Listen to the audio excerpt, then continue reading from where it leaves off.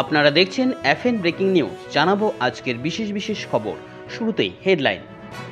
ফের ভয়াবহ ট্রেন দুর্ঘটনা। ডিব্রুগড় এক্সপ্রেসের 12টি কামরা বেলাইন, মৃত 4, আহত অন্তত 20 থেকে 25 জন। মালদহের মানিকচকে বিদ্যুৎ বিভ্রাটে তুমুল হট্টগোল, চলল পুলিশের গুলি। আত্মরক্ষার্থে গুলি, জানালেন পুলিশ সুপার। 2014 টেট উত্তীর্ণদের জন্য বড় নির্দেশ হাইকোর্টের বিচারপতি অমৃতা সিনহার, পর্ষদকে গুরুত্বপূর্ণ বার্তা।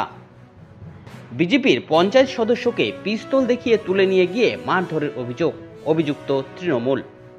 ও অনেক এগিয়ে, শুভেন্দু অধিকারীর প্রশংসায় এবার পঞ্চমুখ তৃণমূল নেতা কুণাল ঘোষ। সাদ্দাম একজন সমাজসেবী, দাবি তার আইনজীবীর। কান্না দিয়ে 12 দিনের পুলিশি হেফাজতে পাঠালো আদালত। আসছি বিস্তারিত খবরে। ফের ভয়াবহ ট্রেন দুর্ঘটনা। ডিব্রুগড় এক্সপ্রেসের 12টি কামরা বেলাইন, মৃত 4, আহত বেশ কয়েকজন। আবারও রেল দুর্ঘটনা। এবার লাইনচ্যুত চণ্ডীগড় ডিব্রুগড় এক্সপ্রেস। মোট 15টি বগি লাইনচ্যুত হয়েছে বলে জানা গিয়েছে। রেল সূত্রে খবর, এখনো পর্যন্ত 4 জনের মৃত্যু হয়েছে, আরও প্রায় 20 থেকে 25 জন আহত। গতকাল গোন্ডা জেলার মতিগঞ্জ এবং ঝিলহি রেলওয়ে স্টেশনের মাঝে এই দুর্ঘটনা ঘটেছে। দুর্ঘটনার খবর পেয়ে ঘটনাস্থলে পৌঁছে যান রেলের আধিকারিকরা। উদ্ধার অভিযানে স্থানীয় প্রশাসনকে সহায়তা করতে এগিয়ে আসে সেনা জওয়ানদের একটি দল। গত 17 জুন দুর্ঘটনার মুখে পড়েছিল কাঞ্চনজঙ্ঘা এক্সপ্রেস। তারপর 1 মাস যেতে না যেতেই ফের এই ভয়াবহ ট্রেন দুর্ঘটনা। মালদহের মানিকচকে বিদ্যুৎ বিভ্রাটে তুমুল হট্টগোল, চলল পুলিশের গুলি। আত্মরক্ষার্থেই গুলি, জানালেন পুলিশ সুপার। মালদহের মানিকচকে বৃহস্পতিবার স্থানীয়দের অবরোধ তুলতে গিয়ে গুলি চালিয়েছে পুলিশ। সাংবাদিক বৈঠক করে পুলিশ সুপার প্রদীপ কুমার যাদব দাবি করেন, আত্মরক্ষার্থে গুলি চালানো হয়েছে। তিনি আরও জানান, অবরোধকারীদের একাংশ পুলিশকে লক্ষ্য করে ইটও ছুঁড়েছে। আইসি সহ 3 জন পুলিশকর্মী গুরুতর আহত। এই ঘটনায় এখনো পর্যন্ত 26 জনকে আটক করা হয়েছে। দোষীদের বিরুদ্ধে আইন মেনে ব্যবস্থা নেওয়া হবে বলেও হুঁশিয়ারি দিয়েছে প্রদীপ। মানিকচকে বিদ্যুৎ বিভ্রাটের অভিযোগ চলা অবরোধ তুলতে গিয়ে কেন গুলি চালিয়েছে পুলিশ, তা নিয়ে রিপোর্ট তলব করেছে নবান্ন।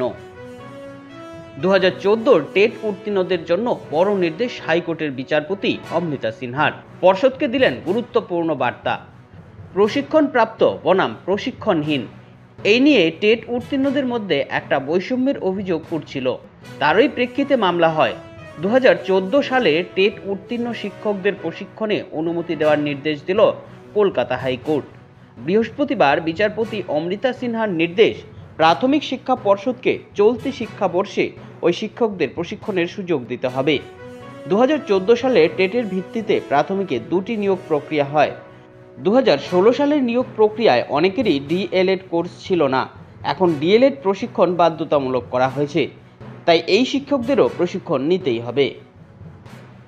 বিজেপির পঞ্চায়েত সদস্যকে পিস্তল দেখিয়ে তুলে নিয়ে গিয়ে মারধরের অভিযুক্ত তৃণমূল। বিজেপির গ্রাম পঞ্চায়েত সদস্যকে কোমরে বন্দুক ঠেকিয়ে তৃণমূল পার্টি অফিসে তুলে নিয়ে গিয়ে মারধরের অভিযোগ উঠল তৃণমূল নেতার বিরুদ্ধে। পশ্চিম মেদিনীপুর জেলার ঘাটাল ব্লকের মনসুকা 1 নং গ্রাম পঞ্চায়েতের খড়গপুর গ্রামের ঘটনা। যদিও ঘটনা অস্বীকার করেছে তৃণমূল। অভিযোগ, বিজেপির পঞ্চায়েত সদস্য সুভাষ মণ্ডল বাড়ির পাশের মাঠে গিয়েছিলেন। সেই সময় কয়েকজন তৃণমূল নেতা তাকে খাসবাড়ি তৃণমূলের পার্টি অফিসে তুলে নিয়ে গিয়ে মারধর করে। আরও অভিযোগ, একটি কাগজে সই করিয়ে নেওয়া হয়, যেখানে লেখা ছিল চাকরি দেওয়ার নাম করে লক্ষাধিক টাকা নিয়েছেন তিনি। ও অনেক এগিয়ে, শুভেন্দু অধিকারীর প্রশংসায় এবার পঞ্চমুখ তৃণমূল নেতা কুণাল ঘোষ। এবার বিজেপি নেতা শুভেন্দু অধিকারীর প্রশংসায় পঞ্চমুখ হলেন তৃণমূল নেতা কুণাল ঘোষ। এদিন এক সাংবাদিক বৈঠকে কুণালের মন্তব্য, বিজেপির নেতা হিসেবে তৃণমূলের সঙ্গে লড়াইয়ের প্রশ্নে এসব সুকান্তবাবুদের থেকে ঢেরও এগিয়ে শুভেন্দু অধিকারী। যদিও কুণাল স্পষ্ট জানিয়ে দিয়েছেন, শুভেন্দুর হার নিশ্চিত। বিজেপি নেতাকর্মীরাও শুভেন্দুর বিরোধিতা করছেন।